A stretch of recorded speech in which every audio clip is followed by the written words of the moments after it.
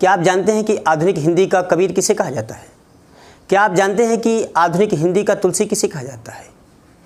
यदि नहीं याद है तो कृपया हमारे चैनल को देखते रहिए। इसी प्रकार के विभिन्न प्रश्न लेकर आज हम उपस्थित हुए हैं दोस्तों नमस्कार, मैं हूं हरकेश कुमार और आप देख रहे हैं हिंदी MBH। तो दोस्तों आज हम आपको एक नया टॉपिक आपके समक्ष उपस्थित करेंगे जिसका नाम है प्रगतिवादी कवि एवं उनकी प्रमुख रचनाएं।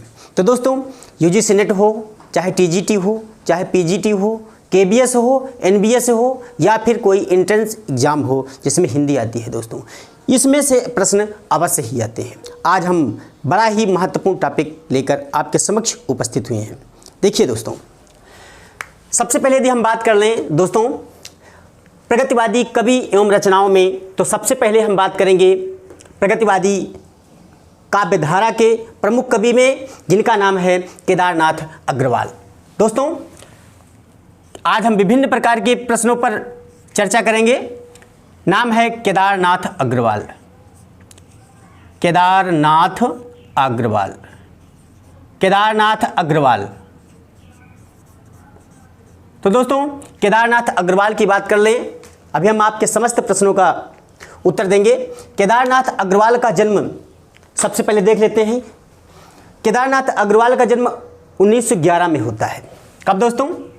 1911 ईस्वी में। और इनकी मृत्यु कब होती है दोस्तों? ध्यान से देखिएगा, केदारनाथ अग्रवाल का जन्म 1911 में और मृत्यु इनकी पूरा 2000 में होती है। कब दोस्तों? 2000 में। अब दोस्तों इनके बारे में थोड़ा सा और जानकारी हम आपको प्रदान कर दें कि इनका जन्म कहाँ हुआ था। इनका जन्म कामसिन बांदा में हुआ था। कहाँ दोस्तों? जन्म इनका कामसिन बांदा, कामसिन बांदा, बांदा आप जानते हैं, कामसिन बांदा में हुआ था। और इनके माता पिता का नाम क्या था? माता का नाम घिसट्टो था। क्या नाम था दोस्तों? घिसट्टो। माता का नाम घिसट्टो और पिता का नाम दोस्तों, पिता का नाम हनुमान प्रसाद था। हनुमान प्रसाद। और दोस्तों देखिए एक जानकारी और, इनकी पत्नी का क्या नाम था? इनकी पत्नी का नाम पार्वती था। पत्नी कौन थी? पार्वती। पार्वती याद रखिएगा दोस्तों, इनकी पत्नी का नाम पार्वती था, माता का नाम घिसट्टो और पिता का नाम हनुमान प्रसाद। अब दोस्तों देख लेते हैं थोड़ा सा और जानकारी इनके बारे में। उपनाम इनका क्या था? किस नाम से ये कविताएं लिखते थे, यानी इनका उपनाम क्या था? तो उपनाम की बात करें यदि, तो इनका उपनाम था बालेंदु। क्या नाम था दोस्तों? बालेंदु। बालेंदु, इनका उपनाम बालेंदु था।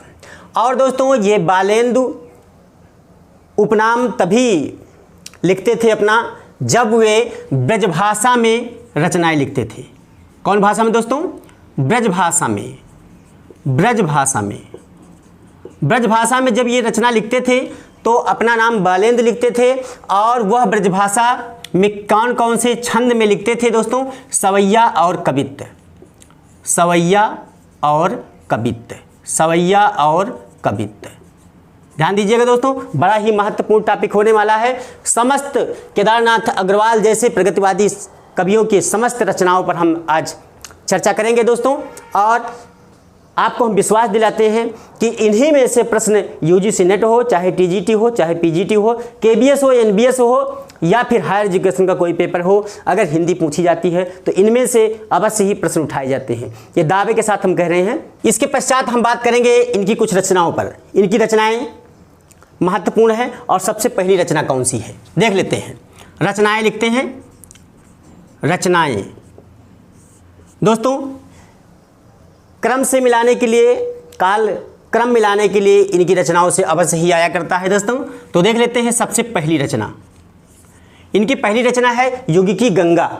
युग की गंगा, याद रखिएगा, युग की गंगा।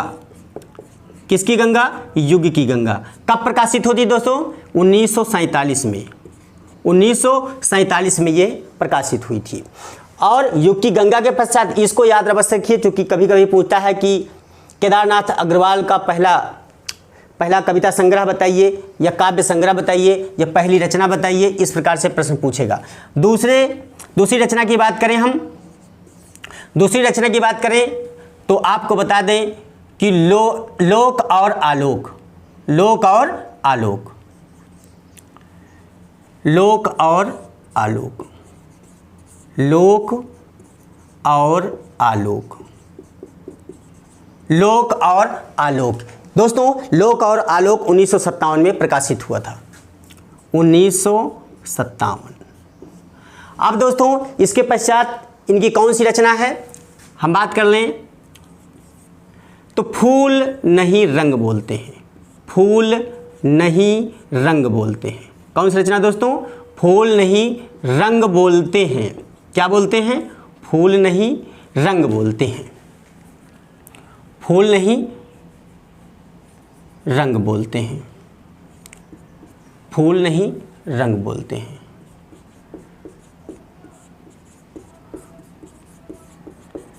अब दोस्तों देखते हैं एक इनकी महत्वपूर्ण रचना आती है आग का आईना। कौन सी? आग का आईना। आग का आईना 1970 में प्रकाशित हुआ था। आग का आईना, आग का आईना, आग का आईना 1970। और दोस्तों इसके पश्चात हम बात कर लें तो गुल मेहंदी इन्होंने लिखा था। इसके पश्चात गुल मेहंदी, ये 78 का है। गुल मेहंदी, गुल मेहंदी, गुल मेहंदी 1978 में प्रकाशित हुआ था। तो इस प्रकार से दोस्तों इनकी कुछ और रचनाएं हैं, देखते रहिए। अगली रचना है पंख और पतवार।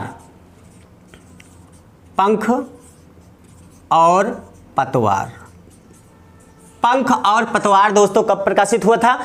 1979, 1979। याद रखिएगा, पंख और पतवार 1979 ईस्वी में। अब दोस्तों यदि बात करें हम इनकी अन्य रचनाओं पर तो और रचनाएं इनकी हैं। इनकी अगली रचना है बंबई का रक्त स्नान। बंबई का रक्त स्नान, बंबई का रक्त स्नान, यह है 79 में। बंबई का रक्त स्नान 1981, 1981 ईस्वी में। ये दोस्तों इसके पश्चात की बात करें, महत्वपूर्ण रचना है हे मेरी तुम। हे मेरी तुम, हे मेरी तुम, यह कब प्रकाशित हुई थी? 1981 में यह भी प्रकाशित हुई थी। 1981 में यह भी प्रकाशित हुई थी और 1981 में ही बंबई का रक्त स्नान भी प्रकाशित हुआ था। दोस्तों अगली बात करें हम तो मार प्यार की थापे। मार प्यार की थापे, मार प्यार की थापे, मार प्यार की थापे दोस्तों तीनों रचनाएं 1981 में प्रकाशित हुई थी। चाहे बंबई का रक्त स्नान हो, चाहे हे मेरी तुम हो, चाहे मार प्यार की थापे हैं। तो दोस्तों जब कालक्रमानुसार मिलाने के लिए देता है तो 81 ये तीनों हैं, इन्हीं में से एक प्रश्न उठाता है। इनमें से एक रचना उठा करके और अन्य रचनाओं को लेकर के कालक्रमानुसार मिलवाएगा। अगली बात करें हम दोस्तों तो इन्होंने इसके पश्चात लिखा था कहे केदार खरी खरी। क्या लिखा था? कहे केदार खरी खरी, कहे केदार खरी खरी, कहे केदार, केदार मतलब केदारनाथ अग्रवाल। कहे केदार खरी खरी, कहे केदार खरी खरी, ये 83 में आया था। खरी खरी 1983 ईस्वी में आया था। कहे केदार खरी खरी और उसके पश्चात है, उसके पहले है मार प्यार की थापे। 81 के पश्चात 83, कहे केदार खरी खरी, केदारनाथ अग्रवाल की रचनाएं हो रही हैं दोस्तों। अगली बात करें हम तो इन्होंने एक महत्वपूर्ण काव्य संग्रह इनका आया था अपूर्वा। क्या है दोस्तों? अपूर्वा।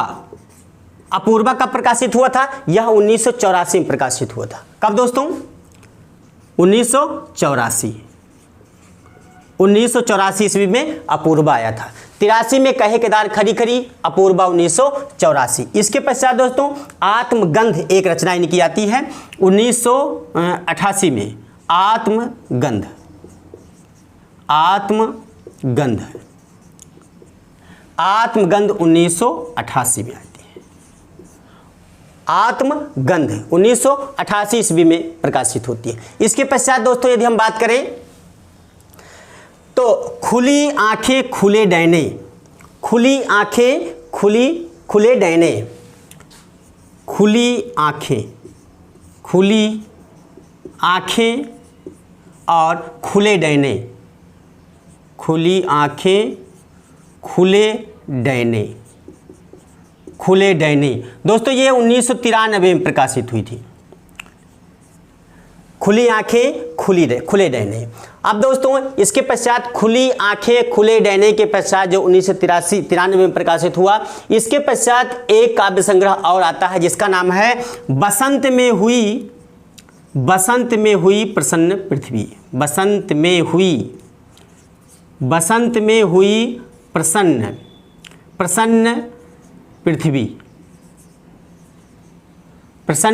पृथ्वी, ये 1996 में आया था। कब दोस्तों?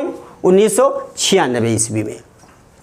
दोस्तों बसंत में हुई प्रसन्न पृथ्वी ये 1996 ईस्वी में प्रकाशित हुआ था।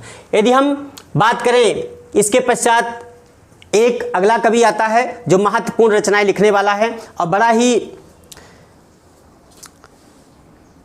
बड़ा ही ओजस्वी कवि, बड़ा ही खरी खोटी सुनाने वाला यह कवि जिसका नाम है बाबा बैद्यनाथ मिश्र नागार्जुन, बाबा बैद्यनाथ मिश्र नागार्जुन। दोस्तों इनके कुछ उपनाम भी हैं, इसको भी ध्यान रखेंगे हम। पहले लिखते हैं ये यही कवि है जो अक्सर पेपर में आता रहता है, यही कवि है, यही से प्रश्न बनना शुरू होता है कि आधुनिक हिंदी का कबीर किसे कहा जाता है, आधुनिक हिंदी का कबीर किसे कहा जाता है। तो याद रखिएगा आधुनिक हिंदी का कबीर, आधुनिक हिंदी का कबीर, आधुनिक हिंदी का कबीर नागार्जुन। कौन थे दोस्तों? बाबा बैद्यनाथ मिश्र नागार्जुन, बाबा बैद्यनाथ मिश्र नागार्जुन 1911 और 1998, 1911 और 1998 में इनका 11 में जन्म और 1998 में मृत्यु हो जाती है। अब दोस्तों देखते हैं कि जिस प्रकार से केदारनाथ अग्रवाल का जन्म हुआ था कामसिन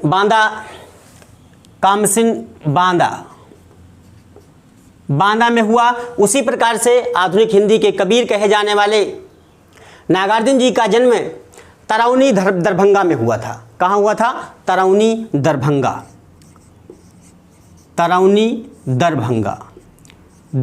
आप जानते हैं कहाँ पर है? दरभंगा में हुआ था। और इनका मूल नाम पूछा जाता है, याद रखिएगा मूल नाम क्या था इनका? मूल नाम इनका था बैद्यनाथ। क्या नाम था दोस्तों? बैद्यनाथ इनका मूल नाम था, बैद्यनाथ इनका मूल नाम था। और बताते चले आपको कि ये दो उपनाम से कविताएं लिखते थे, एक यात्री और दूसरा नागार्जुन, एक यात्री और दूसरा नागार्जुन। तो दोस्तों देख लेते हैं, यात्री नाम से कविताएं लिखते थे। उपनाम बता देते हैं, उपनाम इनका यात्री था और एक नागार्जुन था। तो दोस्तों अब देखते हैं कि यात्री और नागार्जुन में से जो यात्री है, जो यात्री नाम से कविता लिखते थे, तो कौन कौन सी भाषा की कविताएं लिखते थे? मैथिली और संस्कृत की। कौन सी दोस्तों? मैथिली और संस्कृत की। मैथिली और संस्कृत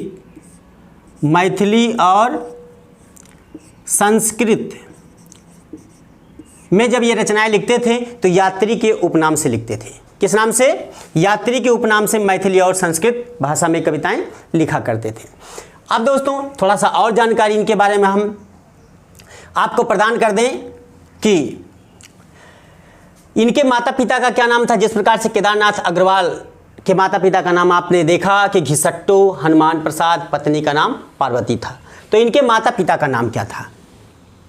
माता पिता, माता और पिता, बड़े ही महत्वपूर्ण प्रश्न। ये मत सोचिए कि माता पिता से प्रश्न नहीं आता, मैच करने के लिए अब देता है, जो कि यूजीसी अपना पैटर्न बदल चुका है, कुछ भी पूछ सकता है जिस पर आपकी नज़र ना गई होगी ऐसे ही प्रश्न उठाता है, याद रखिएगा।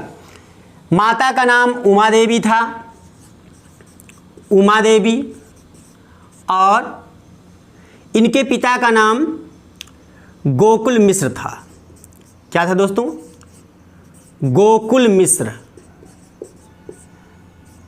और आपको बता दें दोस्तों, बाबा बैद्यनाथ मिश्र का मूल नाम बैद्यनाथ था, ये मैंने पहले ही बता दिया। उपनाम जहाँ से प्रश्न उठते हैं, बैद्यनाथ, उपनाम, यात्री और नागार्जुन। अब हम बात कर लेते हैं नागार्जुन की।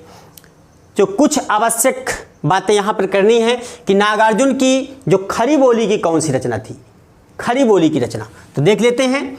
नागार्जुन, नागार्जुन की खड़ी बोली की, नागार्जुन की खड़ी बोली में रचना प्रकाशित हुई थी। खड़ी बोली में उसका क्या नाम था? उसका क्या नाम था दोस्तों? ध्यान दीजिएगा, नागार्जुन की खड़ी बोली में प्रकाशित रचना का नाम बताइए, तो उसका नाम है राम के प्रति। क्या नाम है दोस्तों? राम के प्रति। क्या नाम था? जो खड़ी बोली में नागार्जुन की रचना प्रकाशित हुई उसका नाम था राम के प्रति।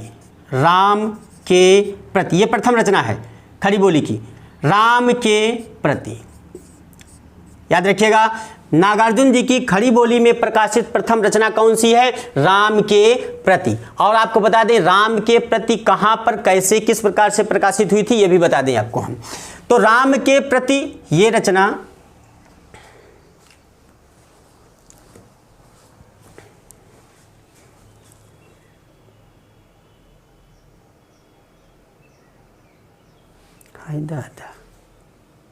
नागार्जुन की खड़ी बोली में राम के प्रति जो रचना प्रकाशित हुई वह किस पत्रिका में प्रकाशित हुई थी?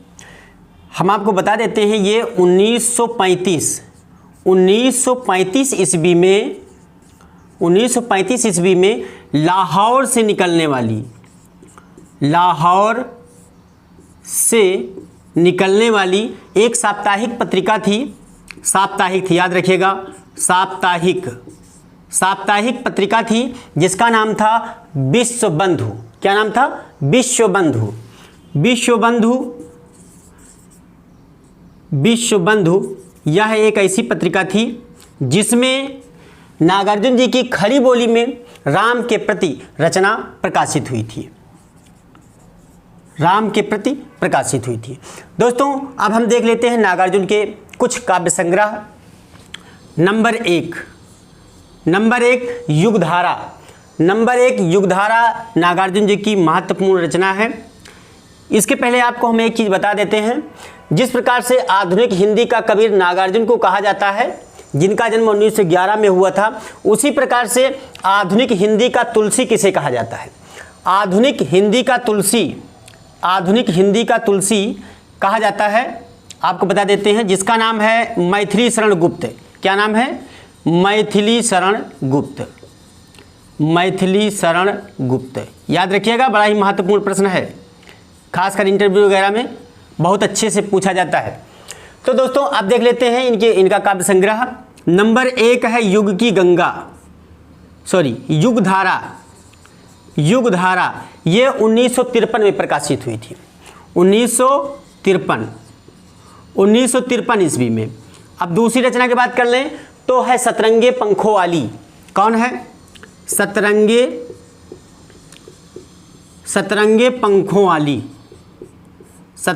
पंखों वाली यह इनका काव्य संग्रह है, जो 1962 ईस्वी में प्रकाशित हुआ था, 1962 ईस्वी में।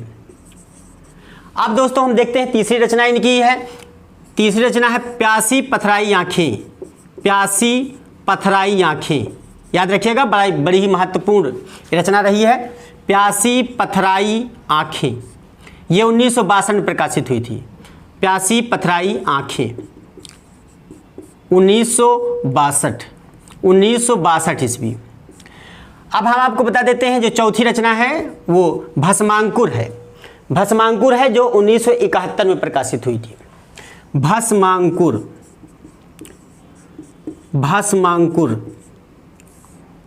भस्मांकुर 1971 ईस्वी, 1971 ईस्वी।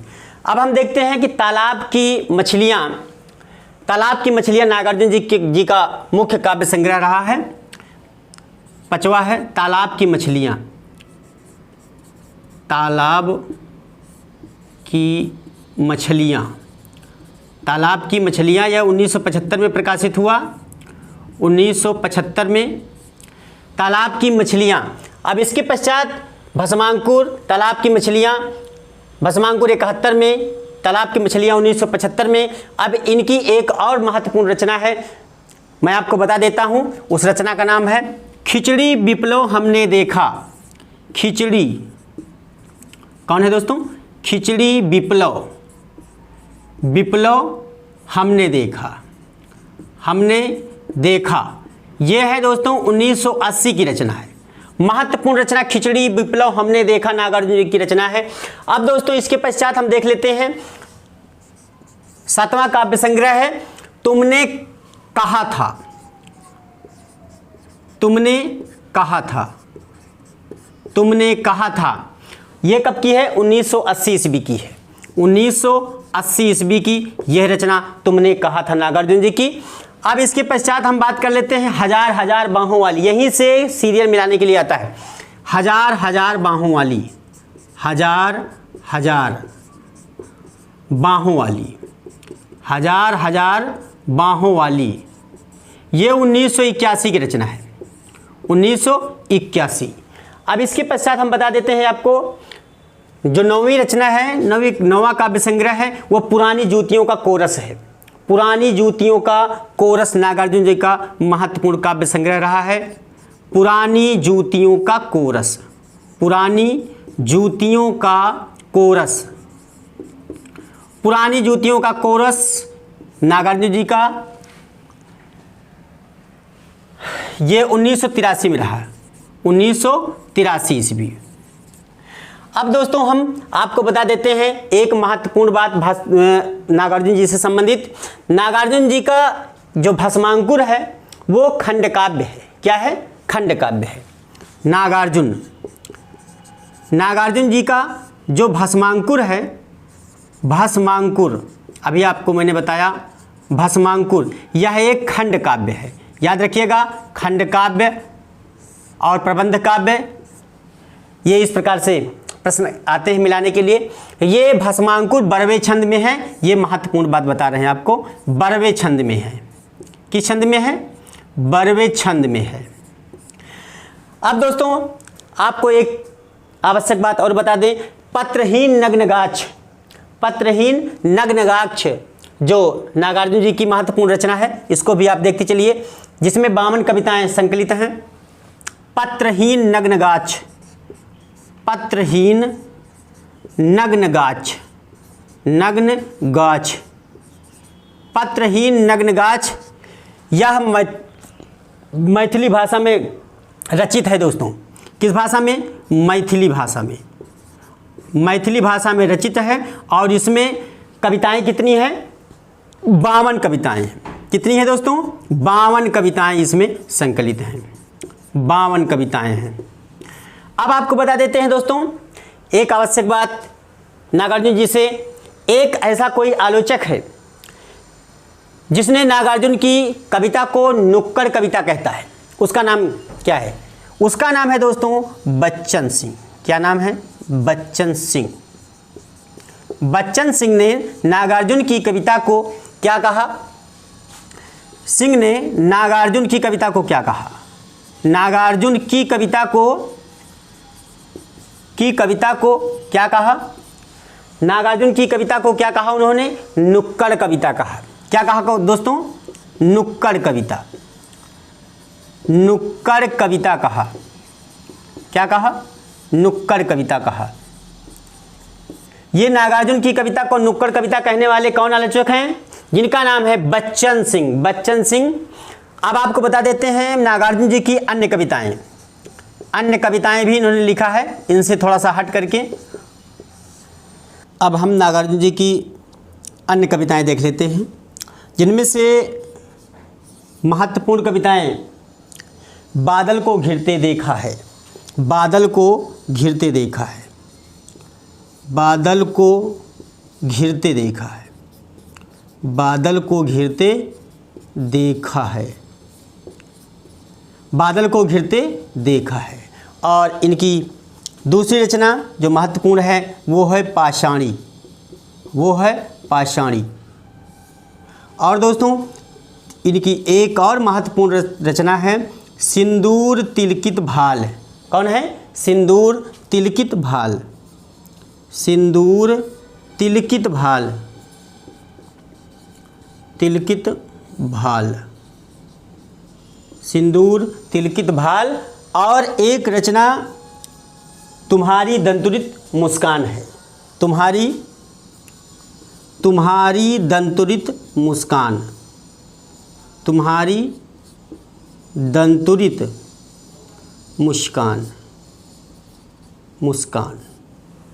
और इनकी एक महत्वपूर्ण रचना आती है अकाल और उसके बाद। अकाल और उसके बाद। अकाल और उसके बाद। दोस्तों अकाल और उसके बाद में बड़ा ही सुंदर चित्रण मिलता है अकाल का, भूख का, कि किस प्रकार से एक व्यक्ति भूख से तड़पता हुआ मर जाता है, उसका बड़ा सुंदर चित्रण इस कविता में मिलेगा आपको। दोस्तों आगे हम यदि बात करें कि एक इनको नाम भी दिया जाता है, वो नाम क्या है? नागार्जुन को, देख लीजिए, ध्यान रखिएगा, नागार्जुन को प्रगतिवाद का, अगर कहें हम, नागार्जुन जी को प्रगतिवादी काव्य का शलाका पुरुष कहा जाता है। प्रगतिवादी काव्य का शलाका पुरुष, शलाका पुरुष कहा जाता है। याद रखिएगा, ये बड़ा ही महत्वपूर्ण प्रश्न यहाँ से बनता है। नागार्जुन को प्रगतिवादी काव्य का शलाका पुरुष कहा जाता है। और यदि हम बात करें इसके साथ साथ, क्योंकि प्रगतिवादी काव्य धारा के बहुत सारे कवि हैं, जिनमें से मैंने केदारनाथ अग्रवाल और आधुनिक हिंदी में कबीर के नाम से जाने जाने वाले नागार्जुन जी का, और इसके साथ साथ शिवमंगल सिंह सुमन भी आते हैं, जिनका जन्म 1915 ईस्वी में हुआ था। और इसके साथ साथ त्रिलोचन शास्त्री भी आते हैं इनमें। और रांगे राघव को तो हम भूल ही नहीं सकते हैं। रांगे राघव जी भी प्रगतिवादी काव्यधारा के महत्वपूर्ण हस्ताक्षर रहे हैं। तो दोस्तों ये रहा आज का हमारा प्रयास, और इसका भाग 1 मैंने आपके समक्ष रखा है, जिनमें 2 रचनाकारों की रचनाएं, उनका जन्म आदि मैंने बताया है। और इसके साथ साथ अब इसी का प्रगतिवाद का ही भाग 2 हम अगले वीडियो में प्रेषित करेंगे। तो दोस्तों यदि हमारा यह वीडियो आपको पसंद आया हो तो कृपया लाइक करें, कमेंट करें, और दोस्तों सब्सक्राइब ना किया हो तो सब्सक्राइब अवश्य कर लीजिए, और अपने दोस्तों के पास इस वीडियो को प्रेषित अवश्य कर दें जो आपके हृदय के एकदम करीब हों। तो दोस्तों चलते हैं, तब तक के लिए नमस्कार, फिर मिलेंगे। जय हिंद, जय भारत।